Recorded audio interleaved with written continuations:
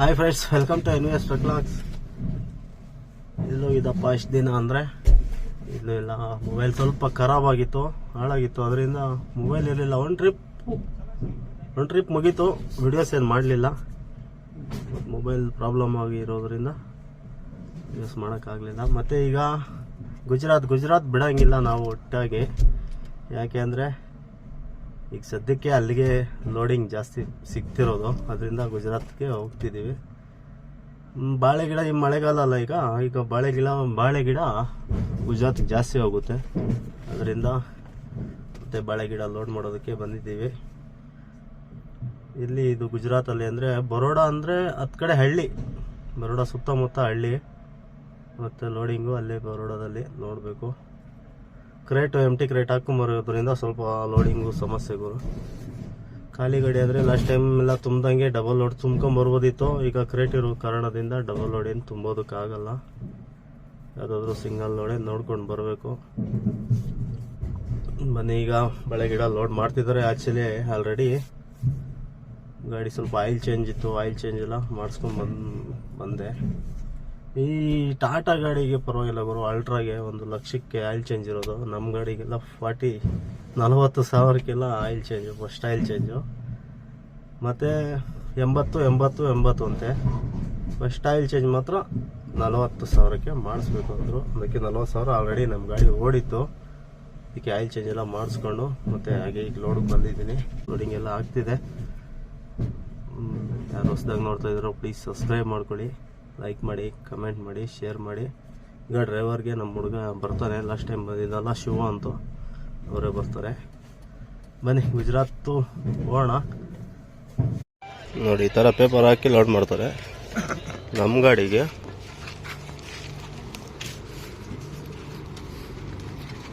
Paper packing. ನಮ್ಮದು ದಿನ 2 ದಿನ ಆಗುತ್ತಲ್ಲ, 2 ದಿನ ಆಗುತ್ತೆ. क्या भैया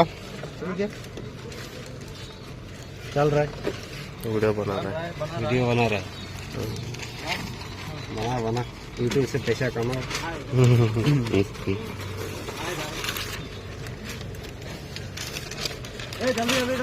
चलो पैकिंग ಮಾಡಿ ತುಂಬ್ತಾರೆ.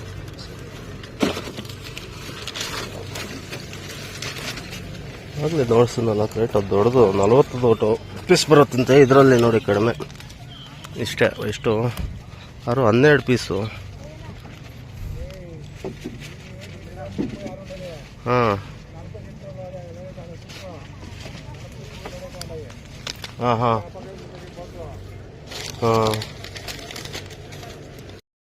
ಆ್ಯಕ್ಚುಲಿ ಲಾಸ್ಟ್ ವೀಡಿಯೋಸ್ ಎಲ್ಲ ನೋಡಿದರೆ ಗೊತ್ತಾಗುತ್ತೆ ಇದು ಯಾವ ಥರ ಇದು ಮಾಡ್ತಾರೆ ಅಂತ. ನೋಡಿ, ಈ ಥರ ಬರುತ್ತೆ. ಇದನ್ನು ಹಾಗೆ ಉಣ್ತಾರೆ ಕ್ರೇಟಿಂದ. ಇನ್ನೂ ಬೇರೆ ಥರ ಬಾಳೆ ಗಿಡ ಇದೆ ಗುರು. ಅದು ಮಾಮೂಲಿ ನಮ್ಮದು ರೋಸಾ ಗಿಡ ಎಲ್ಲ ಬರುತ್ತಲ್ಲ, ಆ ಥರ ಇದರಲ್ಲಿ ಬರುತ್ತೆ. ನೋಡಿ, ಇದು ಸಿಂಪಲ್. ಇದು ಕ್ರೇಟ್ ಒಳಗೆ ವೆಯ್ಟ್ಲೆಸ್. ಇದು ನಮ್ಮ ಕ್ರೇಟು ಇದೆಲ್ಲ ಸೇರಿದ್ರೂ ವೆಯ್ಟ್ ಬರೋಲ್ಲ. ಫುಲ್ ಗಾಡಿ ಎಲ್ಲ ಬಂದರೂ 3 ಟನ್ ಬರುತ್ತೆ ಅಷ್ಟೇ. ನೋಡಿ, ಇದು 40 ಪೀಸ್ ಇದೆ ಈ ಕ್ರೇಟಲ್ಲಿ. ಇದನ್ನೇ ನಾವು ಈಗ ಗುಜರಾತ್ಗೆ ತಗೊಂಡೋಗೋದು. ಅಲ್ಲಿ ಫುಲ್ ಸಿಕ್ಕಾಪಟ್ಟೆ ಮಳೆ ಟೈಮಲ್ಲಿ ಬೇಜಾನು ಉಣ್ತಾರೆ ಅಲ್ಲಿ. ಇದರಿಂದ ನೋಡಿ ಯಾವ ಥರ ಇದೆ. ಇದು ಸಿಕ್ಕಾಪಟ್ಟೆ ದೊಡ್ಡದು ನರ್ಸರಿ. ಇದು KF ಅಂದ್ಬಿಟ್ಟು ಇದ್ರ ಬ್ರ್ಯಾಂಡು. ನೋಡಿ, ಚಲೋ 2 क्रेट डालेगा तुम, कॉटन डाल दो. चलो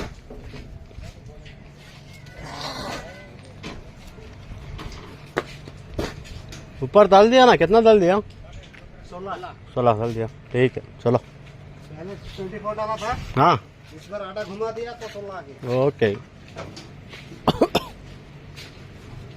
उसके ಈ ಕಾಟನ್ನು ಮೇಲೆ ಹಾಕಬೇಕು. ಬಾಳೆ ಗಿಡ ಕ್ರೇಟ್ ಮೇಲೆ ಹಾಕಿದ್ರೇನೆ ಅದ್ರ ಮೇಲೆ ಓಡಾಡಬೇಕಲ್ಲ. ಮತ್ತೆ ನಾವು ಟಾರ್ಪಲ್ ಹಾಕೋಕ್ಕೆ, ಅದರಿಂದ ಕಾಟನ್ ಹಾಕ್ತಾರೆ ಅದ್ರ ಮೇಲೆ, ಬಾಕ್ಸ್ ಮೇಲೆ. ಕಾಲಿಟ್ಟಾಗ ಕೆಳಗಡೆ ಹೋಗ್ದಿರ ಇರಲಿ ಕಾಲು ಅಂತ.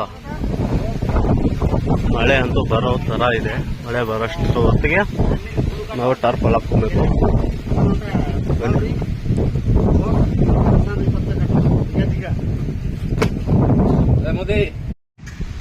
ಟಾರ್ಪಲ್ ಅಂತೂ ನೀಟ್ ನೀಟಾಗಿ ಹಾಕಿದೆ ನೋಡಿ, ಎಷ್ಟು ನೀಟಾಗಿ ಬಂದಿದೆ. ಆಂಗಲ್ ಮೇಲೆ ಒಂದು ಕ್ರೇಟು, ಸೆಂಟ್ರಲ್ ಒಂದು 14 ಕ್ರೇಟ್ ಹಾಕಿದ್ದಾರೆ ಅಷ್ಟೇ ಹೈಟು. ಇದು ಆಫೀಸು, ಬಿಲ್ ತಗೊಂಬರೋಣ. ಎಂದಿನಂತೆ ಲೋಡ್ ಮಾಡಿಕೊಂಡು ಇಲ್ಲಿ ಗೇಟಲ್ಲಿ ಸೆಕ್ಯೂರಿಟಿ ಎಂಟ್ರಿ ಮಾಡಿಸ್ಕೊಂಡು ಹೊರಡಬೇಕು. ಇಲ್ಲಿ ಕಿಲೋಮೀಟ್ರು ಮತ್ತು ಡೇಟು, ಗಾಡಿ ನಂಬರ್ ಎಲ್ಲ ಬರ್ಕೊತಾರೆ. ಬರ್ಕೊಂಡು ಹೋಗೋಣ. 400 ಚಿಕ್ಕಬಳ್ಳಾಪುರ ಅಂತೂ ಬಂದೆ. ನಮ್ಮ ಮಾಲೀಕರು ಎಲ್ಲಿದ್ದಾರೋ ಸ್ವಲ್ಪ ಕಾಲ್ ಮಾಡಬೇಕು. ನಮ್ಮ ಡ್ರೈವರ್ ಅಂತೂ ಪಾರ್ಟ್ನರ್ ಡ್ರೈವರು ರೆಡಿ ಇದ್ದಾರೆ. ನಮ್ಮ ಓನರ್ಗೆ ಫೋನ್ ಮಾಡಿ ಅಡ್ವಾನ್ಸ್ ಇಸ್ಕೊಂಡು ಹೊರಡೋಣ ಬನ್ನಿ.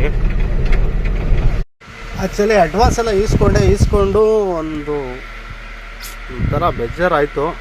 ಬನ್ನಿ ಅದೇನು ಅಂತ ಆಮೇಲೆ ಹೇಳ್ತೀನಿ. ಇಲ್ಲಿ ಬಂದೆ ರೇಷನ್ ಅಂಗಡಿ ಹತ್ರ ಅಕ್ಕಿ ಮತ್ತು ಎಣ್ಣೆ ಎಲ್ಲ ತಗೊಳ್ಬೇಕು. ಹತ್ತು ಕಡೆ ಎಲ್ಲ ಚೆನ್ನಾಗಿರಲ್ಲ ಅಂತ ಇಲ್ಲೇ ಚಿಕ್ಕಬಳ್ಳಾಪುರದಲ್ಲೇ ರೇಷನ್ ಅಂಗಡಿಯಲ್ಲಿ ತಗೊತಾ ಇದ್ದೀವಿ. ನಮ್ಮ ಅಡುಗೆ ಐಟಮ್ ಎಲ್ಲ ತಗೊಂಡು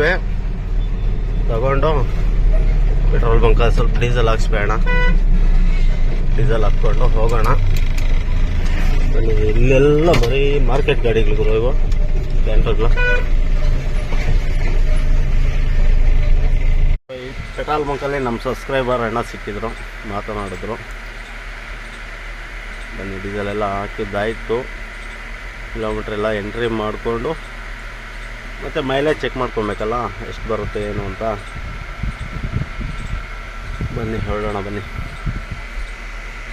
ಇಲ್ಲಿ ನೋಡಿ ಎಲ್ಲ ಕ್ಯಾಂಟ್ರ್ಗಳೇ ಇರುತ್ತೆ ಗುರು. ಇಲ್ಲೆಲ್ಲ ನಮ್ಮ ಚಿಕ್ಕಬಳ್ಳಾಪುರ ಮಾರ್ಕೆಟ್ ಗಾಡಿಗಳಿವೆಲ್ಲ ಮಾರ್ಕೆಟಿಂದ ಲೋಡ್ ಆಗುತ್ತೆ. ಹೈದರಾಬಾದು ಅವೆಲ್ಲ ಇಲ್ಲಿ ಆಲ್ಟ್ ಮಾಡಿರ್ತಾರೆ ಗಾಡಿಗೆ.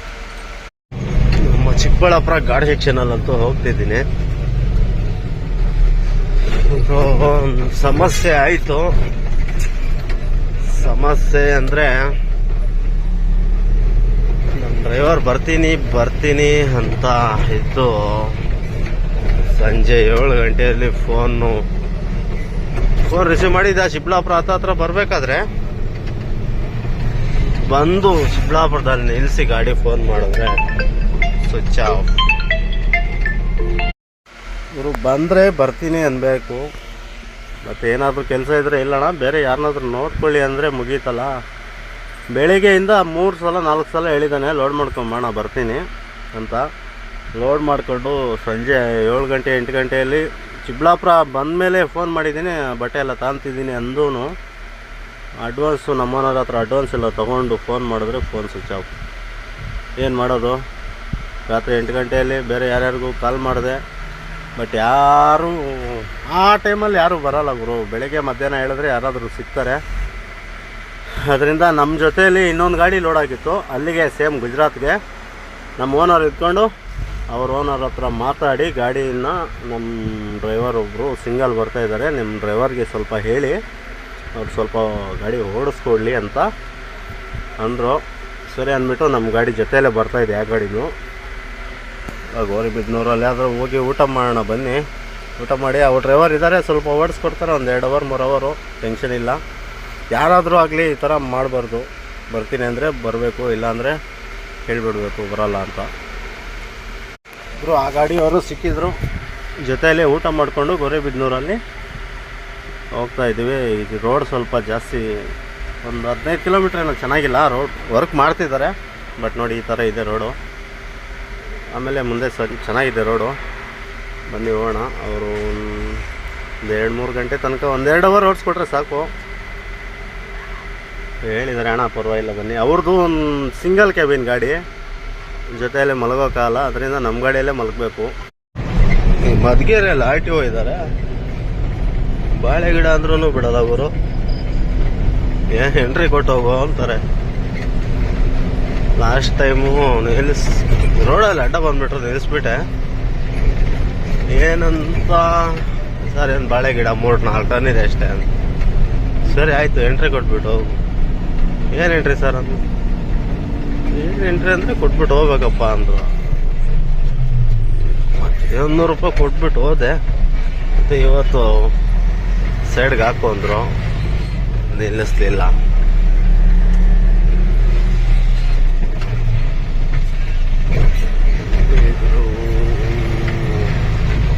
ಮಧುಗಿರಿ ಸಿರಾ ಅಣ್ಣ ಬನ್ನಿ. ಹೈವೇನಲ್ಲಿ ಸ್ವಲ್ಪ ಬ್ರಿಡ್ಜ್ ವರ್ಕು ಮಾಡ್ತಿದ್ದಾರೆ ನೋಡಿ, ಎಷ್ಟು ಜಾಮ್ ಆಗಿದೆ. ಸ್ವಲ್ಪ ಡಿವೈಷನ್ ಇದೆ, ಲೆಫ್ಟ್ಗೆ ಹೋಗಬೇಕು, ಫ್ಲೇವರ್ ಮಾಡ್ತಿದ್ದಾರೆ. ಅದರಿಂದ ಫುಲ್ಲು ಈ ಬಸ್ ಬೇರೆ ಬರೋ ಟೈಮ್ಗೆ ಫುಲ್ ಜಾಮ್ ಆಗುತ್ತೆ. ಸಿಕ್ಕಾಪಟ್ಟೆ ಬಸ್ ಬರುತ್ತೆ ಈ ರೋಡಲ್ಲಿ, ಎಲ್ಲ ಬುಕ್ಕಿಂಗ್ ಬಸ್ಸುಗಳು ನೋಡಿ. VRL ಹಿರಿಯೂರಲ್ಲಂತೂ ನಿಲ್ಲಿಸಿದ್ದೀವಿ ನೋಡಿ. ಇದು ನಮ್ಮ ಗಾಡಿ ಎರಡು ಒಟ್ಟಿಗೆ ಹೋಗ್ತಾ ಇದ್ವಿ. ಇವ್ರಿಗೆ ಕುಡಿಯೋ ನೀರು ಕ್ಯಾನ್ ಇರಲಿಲ್ಲ ಅಂತೆ, ಅದಕ್ಕೆ ಒಂದು ಕ್ಯಾನ್ ತಗೊಂಡ್ರು. ಹಿರಿಯೂರಲ್ಲಿ ನಿಲ್ಲಿಸ್ಬಿಟ್ಟು ಆ ಕಡೆ ಆ ಸೈಡ್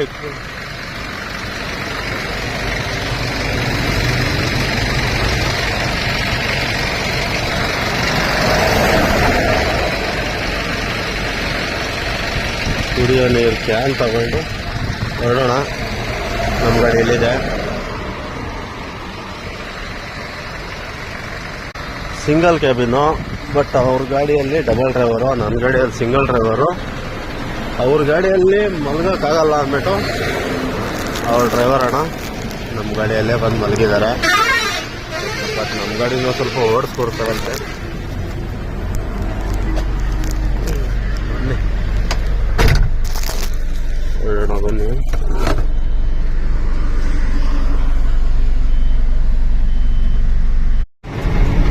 ಚಿತ್ರದುರ್ಗದಲ್ಲಿ ಬಂದು ರೈಟ್ಗಂತೂ ತಗೊಂಡ್ವಿ ಹೊಸಪೇಟೆ ರೋಡ್ಗೆ. ನನ್ನ ಗಾಡಿಯಲ್ಲಿ ಒಂದು ಪ್ರಾಬ್ಲಮ್ ಬರ್ತಿದೆ, ಆಯಿಲ್ ಚೇಂಜ್ ಮಾಡಿಸ್ದೆ.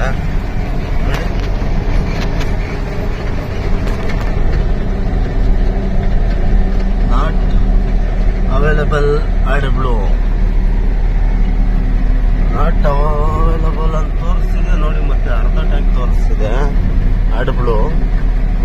ಮತ್ತೆ ಈ ಕಲರ್ಸ್ ಇದಾವಲ್ಲ, ಇದು ಚೇಂಜ್ ಆಗಬೇಕು.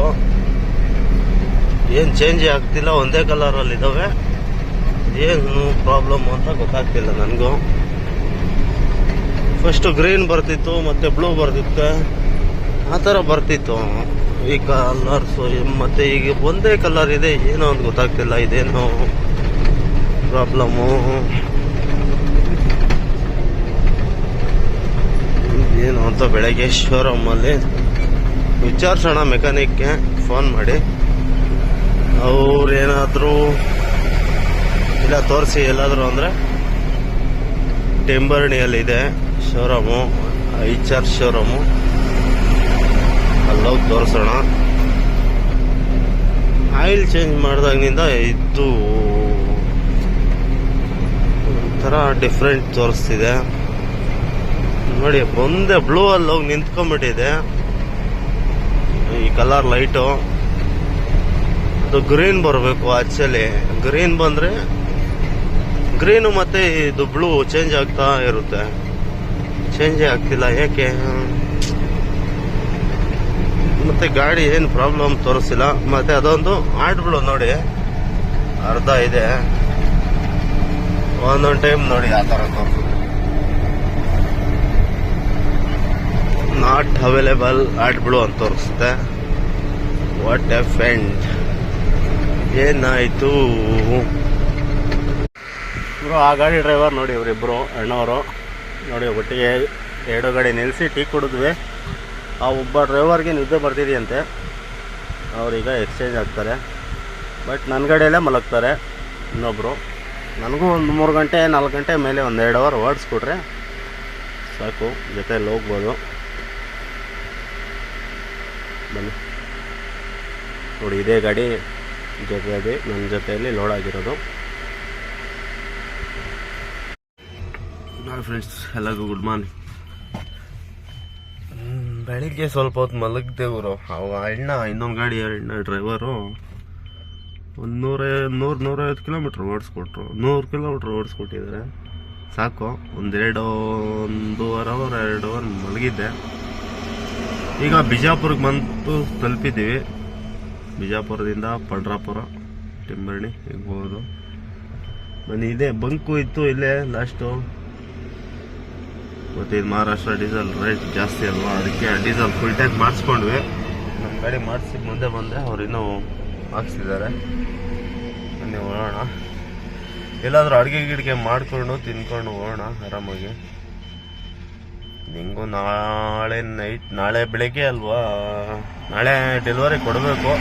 ನೋಡೋಣ ಆಗಲಿ ಎಷ್ಟೊತ್ತಾಗುತ್ತೋ ಏನೋ. ಆ ರೋಡ್ ಫುಲ್ ಜಾಮ್ ಇದೆ, ರೋಡೆಲ್ಲ ಫುಲ್ಲು ಸಿಕ್ಕಾಪಟ್ಟೆ ಕಚಡ ಹೋಗ್ಬಿಟ್ಟಿದೆ.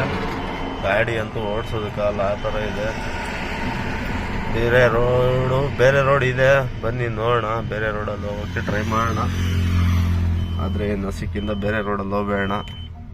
ಸುಮ್ಮನೆ ಇದು ನಾವು ಹೋಗ್ತಿದ್ವಲ್ಲ ಘಾಟು, ಧರ್ಮಪುರ ಮೇಲೆ ಫುಲ್ಲು ಜಾಸ್ತಿ ಖರಾಬ್ ಆಗ್ಬಿಟ್ಟಿದೆ ರೋಡು. ಅದರಿಂದ ಇನ್ನೊಂದು ರೋಡ್ ಇದೆ, ನೋಡೋಣ ಬನ್ನಿ. ಇವರು ಬಿಜಾಪುರದಿಂದ ಪಂಡ್ರಾಪುರ ರೋಡಲ್ಲಿ ಹೋಗ್ತಾ ಇದ್ದೀವಿ.